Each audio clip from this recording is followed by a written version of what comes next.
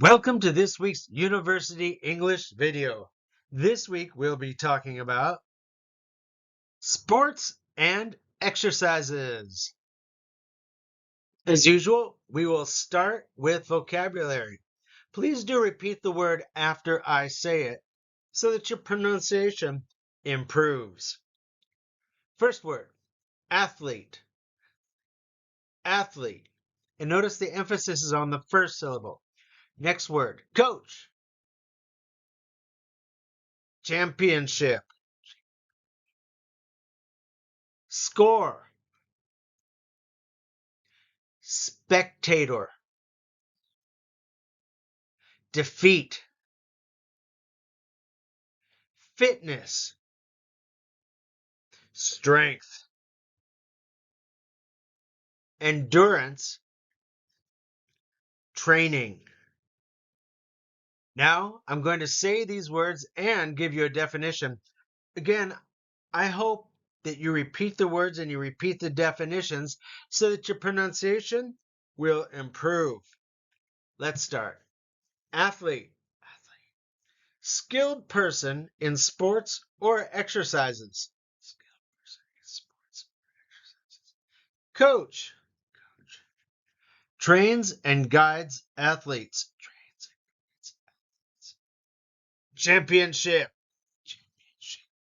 Series to determine the winner in a sport. Score.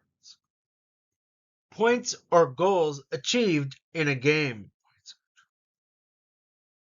Spectator. A person who watches sports live.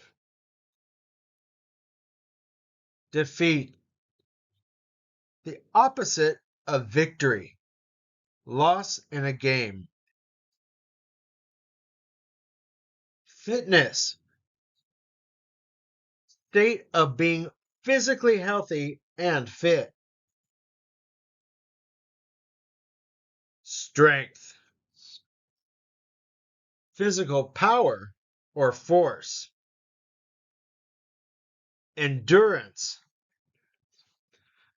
Ability to sustain effort. Training. Preparation for specific tasks through exercises.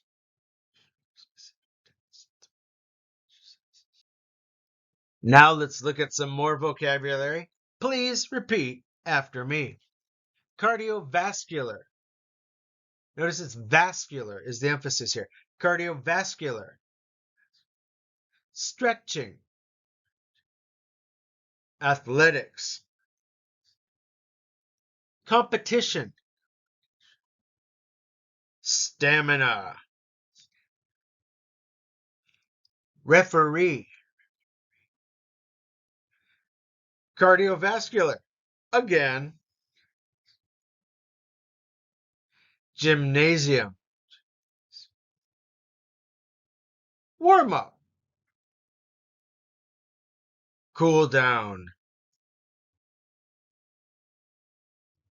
Now I'll read the vocabulary and a definition. Again, please repeat after me. Cardiovascular. Related to heart and blood vessels in exercise. Stretching. Exercises to improve flexibility. Athletics. Physical sports and games. Competition. Contest to determine the best performer. Stamina. Ability to endure prolonged effort. Referee. Official ensuring rule compliance in sports. Cardiovascular. Group effort for common goals. Gymnasium. Facility for sports and exercises. Warm up. Preparation before a workout or event. Cool down. Gradual reduction of physical exercising. Now we'll have some example sentences. Again, please do follow along. Athlete. The athlete won the gold medal. Coach. The coach trains the team well. Championship. The championship is tomorrow. Score. The score is tied at 2-2. Spectator. The spectators cheered loudly.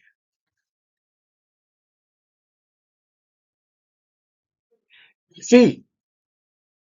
They faced defeat in the final. Fitness. Regular exercise improves fitness. Strength. She demonstrated great strength. Endurance. Marathon runners need endurance. Training. Training is essential for athletes. Cardiovascular. Cardiovascular health is important. Stretching. Stretching before a workout is crucial. Athletics. Athletics includes various sports. Competition. Healthy competition is beneficial. Stamina. High stamina is vital for athletes.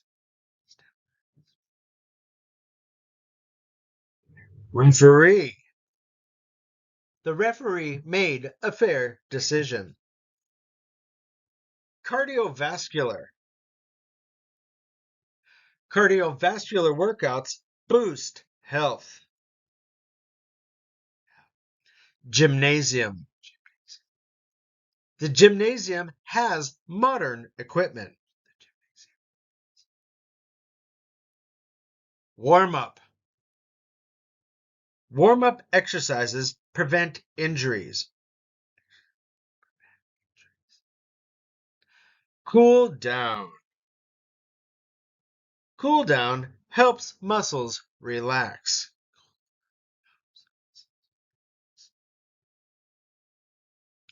Now let's look at play, do, and go. With sports exercises, we use 3 action verbs: play, do, and go. Use play when there's a ball object in the sport or activity. Example, you play football, tennis, golf, basketball, baseball, squash, badminton, ice hockey, chess, cards, paddock, etc., etc. You use do when there's no ball and no directional movement. For example, you do yoga, you do exercises, taekwondo, boxing, gymnastics, stretching, weightlifting, arts and crafts, etc., etc. And finally, you use go when there's no ball, but there's a directional movement. So, for example, you go running, you go swimming, hiking, skiing, skating, shopping, walking, cycling, horseback riding, etc., etc. And now let's look at gerunds and the gerund definition. A gerund is a verb form that functions as a noun in a sentence. It's created by adding the suffix ing to a verb base form.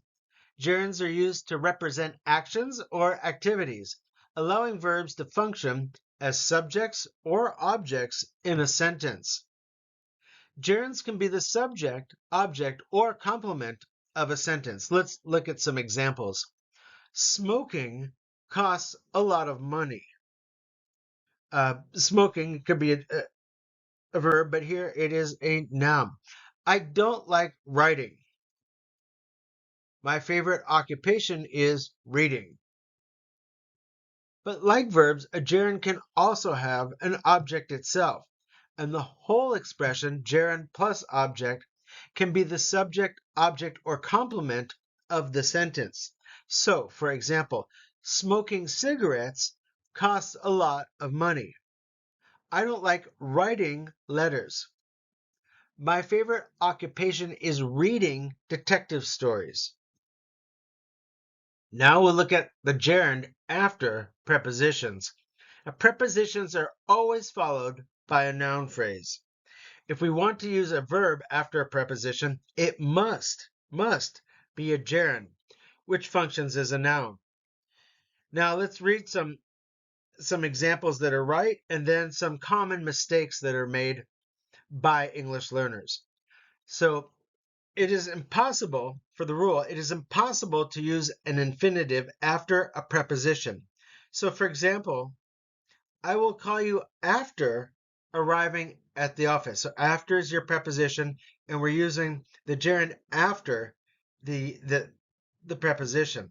You do not say I will call after to arrive, right? I will call after arriving. You do not say I will call after arriving. I'm sorry, you do not say I will call after to arrive at the office. You say, please have a drink before leaving. Before, again, is your preposition.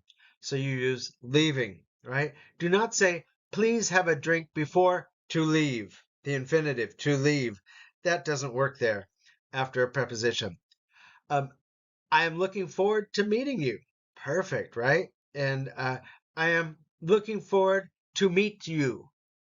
A lot of people make that mistake. No, meeting you. And Tara always dreams about your preposition, going on holiday. Not Tara always dreams about to go on holiday.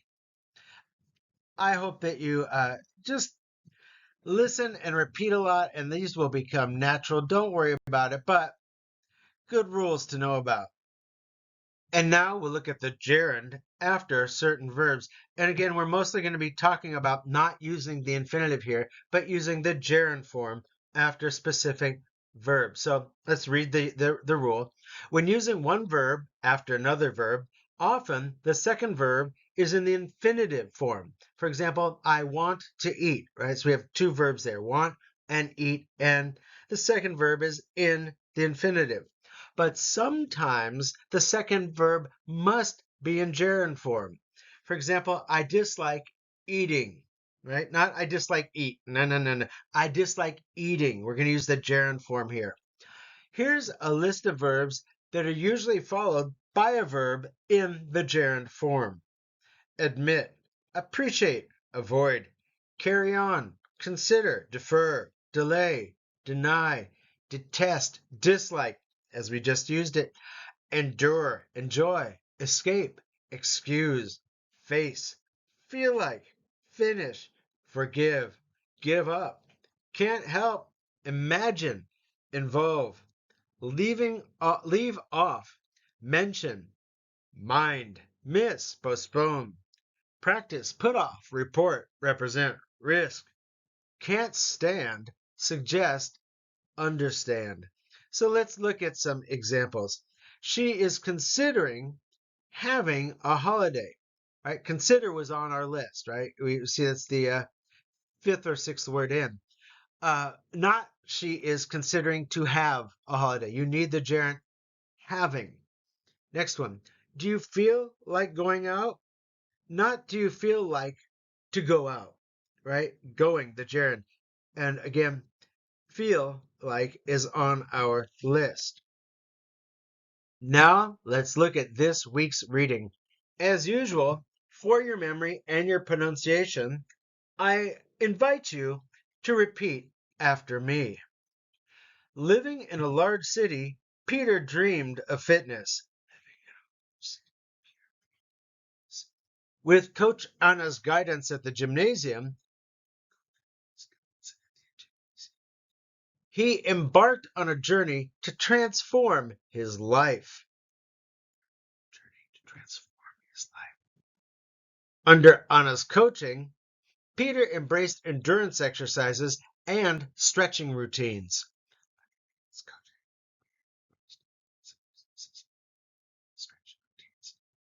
He found a workout companion in Sarah, a dedicated athlete, and their friendly competitions fueled his determination.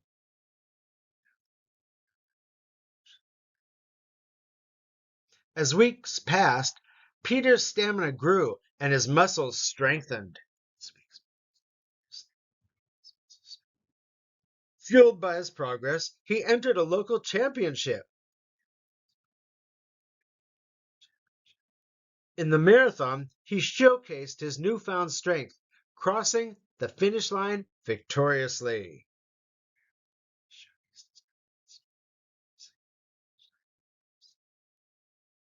Peter's victory wasn't just in the championship, it was in the lessons of discipline and perseverance he learned.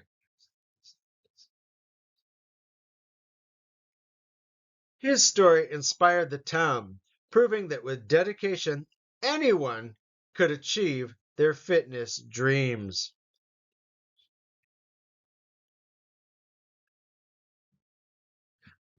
So let's see how much you understood, how much reading comprehension you had. Let's look at three questions. The first one, what inspired Peter to start his fitness journey? Was it A, his love for food, B, his dream of becoming fit and strong, or C, his passion for video games? Number two, who was Peter's workout companion at the gymnasium? Was it A, Coach Anna, B, Sarah, or C, nobody? Did Peter work out alone? And third, what did Peter participate in at the local championship? Was it A, a basketball tournament, B, a marathon, or C, a chess competition? Let's check the answers. First one, what inspired Peter to start his fitness journey? That's right, his dream of becoming fit and strong. The second one, who was Peter's workout companion at the gymnasium? That's right, B, Sarah. And lastly, what did Peter participate in at the local championship? That's right, it was B again, marathon. Guys, I hope you really enjoyed this video. I hope you did some listening and repeating so that your pronunciation got a little bit better. And I really look forward to seeing you in class.